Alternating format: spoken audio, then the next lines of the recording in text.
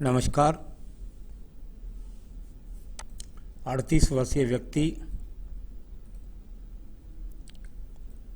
उनकी हस्तरेखाओं को मैं यहाँ देखने जा रहा हूँ। पर्वों पर क्या क्या गतिविधि चल रही है,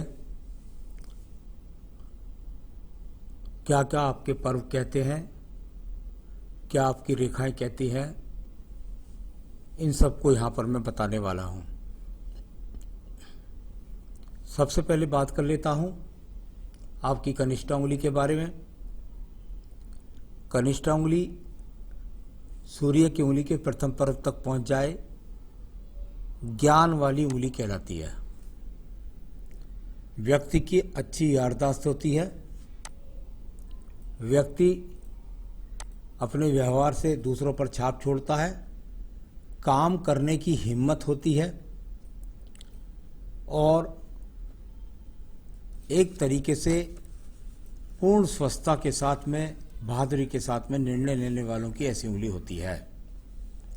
ऐसे व्यक्ति जीवन में भले ही शुरुआत में असफलता में पहुंच जाएं, लेकिन जीवन में सफल अवश्य होते हैं। यहाँ पर मानसिक स्थिति का पर्व, कितने भी जीवन में उतार चढ़ाव, आपने सारी बातें मुझे लिखी हैं, लेकिन आज भी आप में जज्बा है लड़ने का।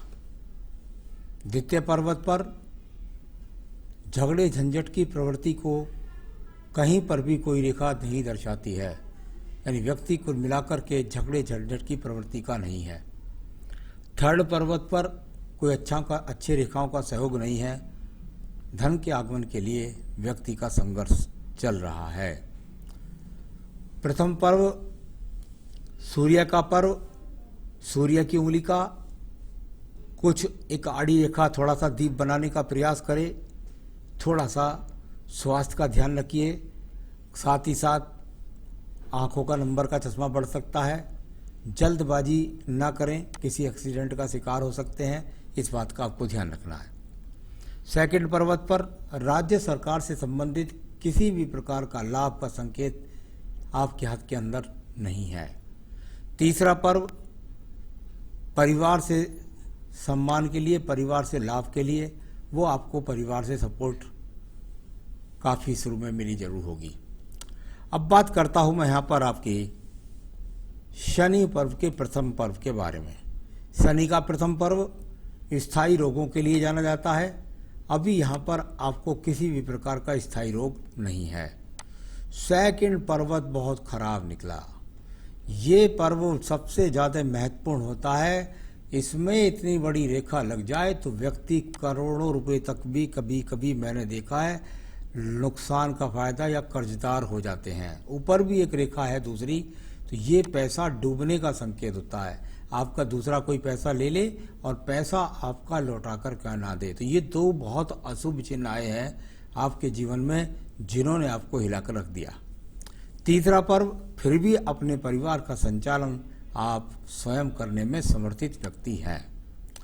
तो मैं बात करता हूं आपकी बृहस्पति की उंगली के बारे में। बृहस्पति की उंगली और इसका ये पर्व बहुत दबा हुआ है। जब ये पर्व व्यक्ति का दब जाता है तो व्यक्ति अपने जीवन के अंतर्गत भगवान की कृपा से वंचित हो जाता है। इसको ऐसा बोला जाता है, यहाँ से किसी प्रकार का कोलेस्ट्रॉल, शुगर का कोई रोग दिखाई नहीं देता। सेकंड पर्वत पर पत्नी से झगड़े झंझट के लिए देखा जाता है। यहाँ पर ऐसा कोई भी संकेत नहीं है कि पत्नी से कोई झगड़े झंझट, कोई कोर्ट कचहरी, कुछ ऐसा चिंतन यहाँ पर नहीं है। संतान सुख सहयोग के पूर्णत्व आपके साथ है। चलिए मैं बात करता हूँ इसके बाद आपके बुध पर्व के बारे में। बुध का पर्व, और यहाँ पर ना तो व्यावसायिक रेखा पूरी तरीके से स्थापित हो पाई सही तरीके से, और ना ही बुध रेखा। इतने में डार्क हाथ खींच रहा हूँ तो डार्क हो गई हैं, लेकिन यह इतनी डार्क नहीं है। बुध पर्वत यहाँ पर अभी आपको सपोर्ट नहीं कर रहा। अभी यहाँ पर जब तक बुध पर्वत पर मजबूत रेखाएं ना खड़ी होंगी या कोई नीचे से लंबी रेखा आकर नहीं मिलेगी, तब तक आपके जीवन के लिए धन का संघर्ष चलता रहेगा। तो अभी इस तरह की स्थिति है। सूर्य पर्व जाना जाता है अग्नि कारक तत्व के कार्यों से लाभ कीजिए। साथ ही साथ जाना जाता है व्यक्ति की सरकारी नौकरी के लिए। इसमें थोड़ा सा ऊपर गैप हुआ, दूसरा काम करा और फिर आगे को चल दिए। तो कुल मिलाकर अग्नि कारक कार्यों से तो लाभ तो है, लेकिन राजनीतिक कार्यों से लाभ नहीं है। साथ ही साथ किसी बड़ी ख्याति का चिन्ह अभी आपके इस पर्वत पर नहीं है। मैं बात करता हूं इसके बाद में आपकी पर्व के बारे में, और वो पर्व है आपका यहाँ पर सूर्य का पर्व, शनि का पर्व। शनि का पर्व भाग्य का पर्व, और भाग्य का पर्व अगर मैं इसको देखता हूँ तो आगे कोई ऐसे कंटक रेखा नहीं है। वैसे तो भाग्य को पर्वत पर ऐसी बात नहीं है कि व्यक्ति का भाग्य साथ नहीं देता, दो रेखाएं उसके पास में बहुत मजबूती के साथ में खड़ी है। भाग्य चलता है, उसके बीच में आड़ी रेखा आ जाती है, वो थोड़ा सा अड़चन डाल देती है, तो इस तरीके से इनको बोला जाता है। तो अभी मैं कहता हूँ कि थोड़ी बहुत बाधाएं आ रही हैं, उसके बाद ये पर्वत अपने आप में ऊर्जित होगा। अभी थोड़ा सा समय लगने वाला है। चलिए मैं बात करता हूँ आपके बृहस्पति पर्व के बारे में। बृहस्पति का पर्व पर कोई एक्स का चिन्ह नहीं, किसी प्रकार के कोई त्रिभुज का चिन्ह नहीं, और साथ ही साथ ये रेखाएं बृहस्पति पर्व को खड़ी है। देखिए ये बृहस्पति के कार्यों के लाभ के लिए अच्छी खासी गिनी जाती हैं। जब व्यक्ति कोई होटल का वैसे किसी तरह का काम करता है तो ये उसके पास में मैंने देखा है कि उन लोगों के हाथ में ये जो तो कड़ी रेखा नीचे से हैं ये होती हैं। तो ऐसा तो नहीं है कि बृहस्पति का वर्क आपका बनता नहीं है। कुल मिलाकर पत्नी का सहयोग भी है, संतान सुख सहयोग भी है, तो इस कार्य से भी आपको निश्चित रूप से लाभ भी मिलेगा। अब बात करता हूँ मैं यहाँ पर आपके हृदय पर्व रेखा के बारे में। हृदय रेखा थोड़ी बीच में टूटी, मन के अंदर अशांति हुई, आगे को चले और यहाँ से जाकर बीच के पर्व पर पहुंची, थोड़ा सा टर्न कर गई। कहीं ना कहीं बात दिमाग में बात होती है, भाई पत्नी कुछ इतनी शिक्षित नहीं मिली या ऐसे रंग रूप की नहीं मिली, ऐसा कभी कभी इन लोगों के मन में आता है। ये हृदय रेखा किसी प्रकार के पति पत्नी के बीच में झगड़े झंझट को नहीं दर्शाती। ये हृदय रेखा कहीं से कहीं तक भी आपके मन के अंदर कोई हृदय से संबंधित रोगों को नहीं दर्शाती। साथ ही साथ आपके खराब स्वास्थ्य का कोई संकेत अभी हृदय रेखा पर नहीं है। अब बात करता हूं मैं आपके निम्न मंगल पर्व के बारे में। निम्न मंगल पर्व कर्म रूपी रेखाओं के लिए जाना जाता है। यहाँ पर कर्म रूपी रेखाएं पूरी मजबूती के साथ हैं।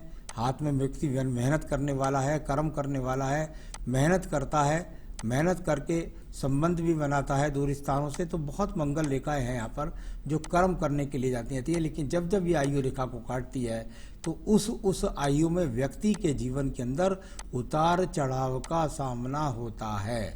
तो ये इस तरह से मंगल रेखाओं का यहाँ पर फल है आपका। यहाँ पर बात करते हैं आपकी एक अन्य रेखा के बारे में, और वो है आपकी बुद्धि रेखा। बुद्धि रेखा देखिएगा आपकी लगभग 35 वर्ष तक बहुत आड़ी तिरछी कट के गई है। यानी पिछले जीवन के अंदर भी आप अपने निर्णयों पर अस्थिर रहे हैं, इस बात को दिखलाती हुई रेखा आपकी। इसके बाद ये बुद्धि रेखा चल रही है और ये बैलेंस कर रही है। यानी कुल मिलाकर के आपके जीवन के अंदर ये बैलेंस बुद्धि रेखा, यानी अब आप जो आगे जीवन में निर्णय लेंगे वो बहुत मजबूती से स्थिर लेंगे और उनसे सही फैसले कर सकेंगे। द्वितीय मंगल पर्वत पर एक सपोर्ट रेखा है। कभी कभी अचानक बहुत तेजी से क्रोध आता है, लेकिन साथ ही साथ ये मंगल पर्वत पर रेखा है तो जो आपको अग्निकारक क्षेत्र के कार्यों से आपको लाभ दिलाएगी। यानी अग्निकार बृहस्पति का लगातार यहाँ पर सूर्य का मंगल का इनका इन्वॉल्वमेंट चल रहा है जो आपको अच्छे काम करा सकता है। मैं बात कर लेता हूं आपके निचले चंद्र पर्वत के। तो आपको कोर्ट कचहरी मुकदमा तो मुझे कोई दिखाई नहीं देता, छोटे मोटे झगड़े होंगे उसमें क्रोध आएगा, उसमें आपको नियंत्रण रखना है। यहाँ से देखा जाता है विदेश यात्रा से लाभ, कोई रेखा नहीं। पहले आप हो आए वो अलग बात है, लेफ्ट में कोई रेखा होगी यहाँ, लेकिन यहाँ पर किसी भी प्रकार से विदेश से जुड़ने के योग नहीं, विदेश से जुड़ने के योग नहीं, और अब कोई विदेश यात्रा का योग नहीं, और साथ ही साथ मानसिक टेंशन्स को भी कवर कर लेंगे और रोगों को भी जीत लेंगे। इस तरह का संकेत यहाँ से कोई बुरा ऐप भी व्यक्ति के अंदर नहीं है। चलिए अब बात हो गई, इसके बाद बात करते हैं आपके पास बुध रेखाओं के बारे में। तो बुध रेखा तो मुझको मिली नहीं थी, कोई व्यवसाय की रेखा। अभी मुझे यहाँ से कोई व्यवसाय की मजबूत रेखा नहीं मिल रही है। कहीं से कहीं तक यहाँ पर छोटा सा इंक में नज़र लाती है, या आगे वाले जीवन में यदि डार्क बन जाए तो या सीधी चली जाए तो आपको काफ़ी अच्छा व्यवसाय से लाभ दिला देगी। तो इस प्रकार का संकेत है। अब बात करता हूँ मैं यहाँ पर आपकी रेखा के बारे में, और वो रेखा है आपकी भाग्य रेखा। भाग्य रेखा परिवार से संपत्ति मिली, यहाँ से चले। ये भाग्य रेखा आपने कर्म रूप में चली और कर्म रेखा लगातार चलती हुई पहुँच गई और ये 60 वर्ष से भी ऊपर तक जाती हुई चली गई। तो ये रेखा वो हुई जो आपके पास कर्म रेखा है, और कर्म रेखा जाकर भाग्य पर्वत पर पहुंच जाए तो भाग्य का स्वामी भाग्य के घर में पहुंचेगा तो व्यक्ति को सफलता अवश्य मिलेगी। एक बात। दूसरी बात, आपके जीवन के अंतर्गत आप कोई यहाँ 38 के बाद यहाँ ये कट है, इसके बाद में कोई कट नहीं है, ये 38 है आपका, इसके बाद में कोई कट नहीं है, इसके बाद में मुझे कहीं दिखाई नहीं देता कि अब आपको कोई असफलता का योग होगा। तो अब आप सही निर्णय लेकर के अपने जीवन में आगे बढ़ेंगे, ऐसा यहाँ से मुझे दिखाई पड़ता है। तो ये आपकी यहाँ पर रेखा बोली। अब बात करता हूँ मैं यहाँ पर आपके शुक्र पर्व के बारे में। शुक्र पर्व संसाधनों का पर्व होता है, उस पर छोटा सा भी अगर ये ब्लड स्पॉट आ जाए तो ये संसाधनों में कवि को दर्शाता है। साथ ही साथ आपके जीवन के अंदर जो आपके पास संसाधन होते हैं उनको भी छीनवाने तक का काम भी कर देता है। अभी संसाधनों के लिए आपका संघर्ष जारी है, ऐसा ही आपका शुक्र पर्व बताता है। मैं बात करता हूं आपकी आयु रेखा के बारे में। आयु रेखा चलती हुई आखिर में 2 मुखी हुई थी। इसका एक फायदा ये होता है कि आपका बुढ़ापा अच्छा होता है, और दूसरा फायदा ये होता है कि आपको पैतृक संपत्ति भी जरूर मिलती है। यहाँ पर आयु रेखा लगभग पहुँच गई है 78 से 80 वर्ष के आसपास। तो ये तो सब मैंने आपकी हाथ की रेखाएं पढ़ी, उसके द्वारा क्या क्या गतिविधि चल रही है उसको बोला है, और साथ ही साथ आपकी बहुत सारी कहानी मैंने पढ़ी है। तो वो सब जो घटनाक्रम आपके जीवन में हो गया है उसको तो अब पीछे आप भूल जाइए, उस पर ज़्यादा गौर करने से कोई फायदा नहीं होगा। वहाँ से बाहर निकलना है, जीवन के अंदर धन के स्रोत बनाने हैं, साथ ही साथ अपने जीवन में उन्नति तरक्की करनी है। ये सब बातों पर ही हमें फोकस करना पड़ेगा, क्योंकि पूरी हाथ के अंदर जो भी हुआ जैसे भी हुआ उस सब चीज़ को आप भूल जाइए। अब तो बुद्ध पर्वत को ऊर्जित करना है, हमें सही डिसीजन लेकर के आगे बढ़ना है, किसी प्रकार का नुकसान ना हो, धीरे धीरे कर्ज की पूर्ति हो जाए और आप जीवन में अच्छी तरीके से संसाधनों को सफल बना सके। मैंने जब आपके हाथ में देखा तो मुझे मंगल बृहस्पति का इन्वॉल्वमेंट सूर्य के साथ बहुत अच्छा लगा। यानी निश्चित रूप से मैं कह सकता हूँ कि काम तो आपका जो होना था वो रेस्टोरेंट का ही होना चाहिए था, और रेस्टोरेंट का ही काम आपने करना है आगे को। कोशिश करें पहले से पहले, क्योंकि व्यावसायिक रेखा अभी बन नहीं रही है आपके हाथ के अंदर। निश्चित रूप से उस काम को करेंगे तो मोटा नुकसान नहीं होगा, लेकिन यहाँ पर ज़्यादा प्रयास मैं कहूँगा कि आप पहले नौकरी की तरफ करें। साथ ही साथ जो आपको करना है यदि अपना काम, तो आप वो वाला काम किसी की पार्टनरशिप में मत करिएगा, आप स्वयं करिए और उस काम को स्वयं करिए, और उस काम पर जो है पूरा फोकस करें। जो रेस्टोरेंट वाला काम है उस पर आप फोकस करें तो वो आपका काम अवश्य चल जाएगा। बहुत मोटे पैमाने पर अभी लेकर मत चलें जो किसी प्रकार का नुकसान हो, क्योंकि मैं थोड़ा सा चाहता हूं कि हाथ के अंदर व्यावसायिक रेखा बन जाए तो मजबूती से आपको लाभ मिले। तो काम तो आपका वही बनता है, इसके अलावा दूसरी जगह प्रयास करेंगे तो आप नुकसान में आ जाएंगे। आपने कहा है कि भाई मैं कहीं पर मैंने स्पा वाला काम किया था और उसमें जो है मेरी जो धन मेरा मुझे वापस मिल जाए, वो इस तरह का आपने कहा है। देखिए वो तो निश्चित बात है कि कहीं ना कहीं कुछ ना कुछ कंप्रोमाइज़ आपको करना पड़ेगा, क्योंकि ये तो मैं भी जानता हूँ और आप भी जानते हैं कि किसी चीज़ का निर्माण करते हैं तो उसका रेट कुछ और उसको बेचने पाते हैं तो कुछ। तो वो उससे आपको धीरे धीरे समझदारी के साथ निकलना चाहिए, जिससे आप कर्ज के अंदर ना जाए। तो उसको जितनी जल्दी वहाँ से ध्यान हटा के एक जगह का ध्यान करेंगे तो वह आपके लिए ज़्यादा अच्छा रहेगा। तो आपने पूछा है, मुझे सलाह अच्छी तरह से मैंने आपको दे दी है, और क्या उपाय आप करें जो आपके जीवन में सुधार हो सके।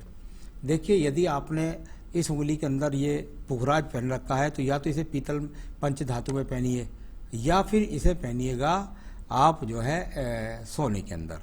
ये चांदी के अंदर नहीं पहना जाता।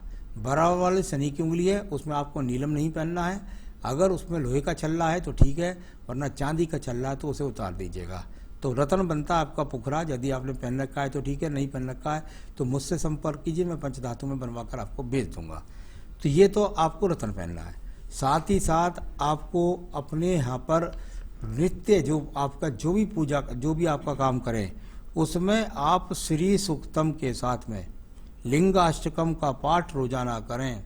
यदि आप चाहते हैं आपका व्यवसाय चले, आपका काम चले, तो उसके लिए आपको ये मैंने उपाय बताए हैं।